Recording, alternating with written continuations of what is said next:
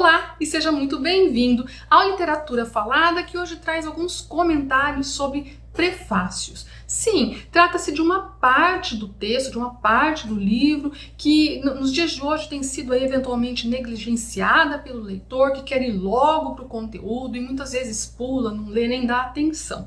Pois é, mas há várias curiosidades sobre prefácios que merecem ser mencionadas e é isso que eu me dedico aqui rapidamente. Lembrando a vocês que prefácio, de acordo com o Dicionário de Termos Literários do professor Masson Moisés, é um termo que vem do latim praefatio, que significa ação de falar ao princípio, e seria um sinônimo de prólogo, no sentido de texto que precede ou introduz uma obra.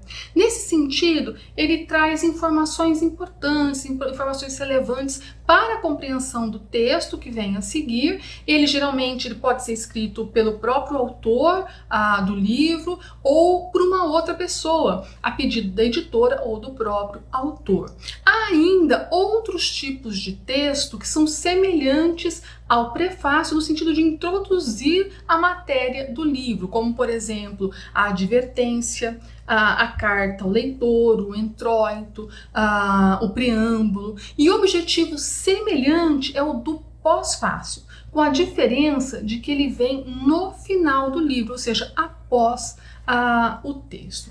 Há algumas questões interessantes sobre prefácios.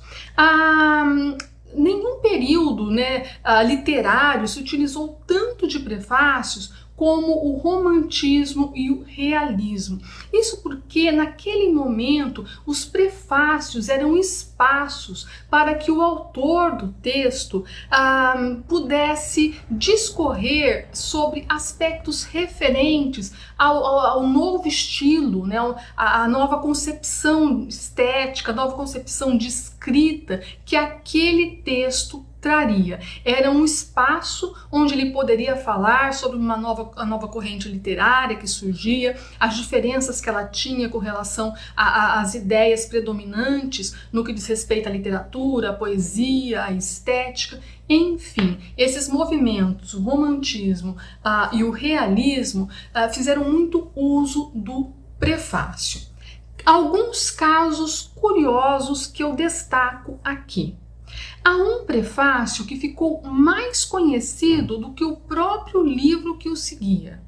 É um dos prefácios mais famosos do romantismo. O título é Do Grotesco e do Sublime, que introduz Cromwell, de Victor Hugo. É um texto publicado em Paris no ano de 1827 e nele o Victor Hugo faz uma espécie de exposição sobre a teoria do teatro romântico. É um texto que ficou famoso, assim, até nos dias de hoje ele é uma referência. E é muito curioso, porque o Cromwell, ele ficou meio à sombra do prefácio, que ganhou aí uma repercussão enorme. Outro dado curioso, o prefácio escrito por Émile Zola a Thérèse Rocin, desculpa a pronúncia do francês. Esse prefácio ele surgiu na segunda edição do romance, na segunda edição do livro, depois que o livro provocou na primeira edição enormes críticas por parte do público e dos críticos. E aí ele escreveu o prefácio e o prefácio e toda a repercussão acabou servindo de propaganda dos ideais naturalistas do romance, que era uma escola recém-nascida. Nesse prefácio, o Zola defende as máximas do movimento naturalista com uma necessidade de realizar uma análise científica minuciosa da alma humana sem idealizações morais. Então, é um prefácio que veio na segunda edição, veio a partir de uma repercussão algo negativa da publicação do romance e no fim acabou aí como sendo um expoente dos pressupostos daquela escola literária.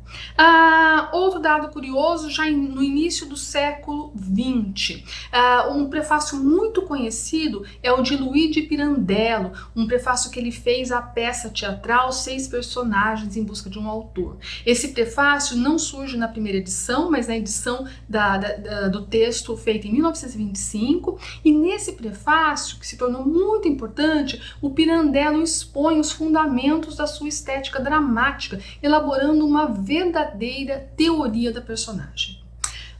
Outro caso curioso, na literatura brasileira a gente pode se lembrar aqui do prefácio interessantíssimo que abre a obra Pauliceia Desvairada de Mário de Andrade. É um texto bastante conhecido e bastante importante ao pontuar os fundamentos da estética modernista que surgia então no Brasil. Então você veja que há prefácios aí que se tornaram emblemáticos e sendo até que prefácios que se sobressaem aí ao texto que apresenta.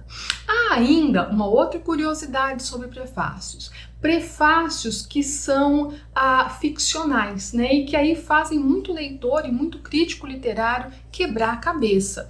Eu cito aqui Machado de Assis. Quando Machado de Assis publicou o seu penúltimo romance, Esaú e Jacó, esse texto veio com um prefácio, uma advertência, né? E era dito, então, que quando o conselheiro Aires morreu, foram encontrados alguns cadernos, 7 cadernos, no seu escritório.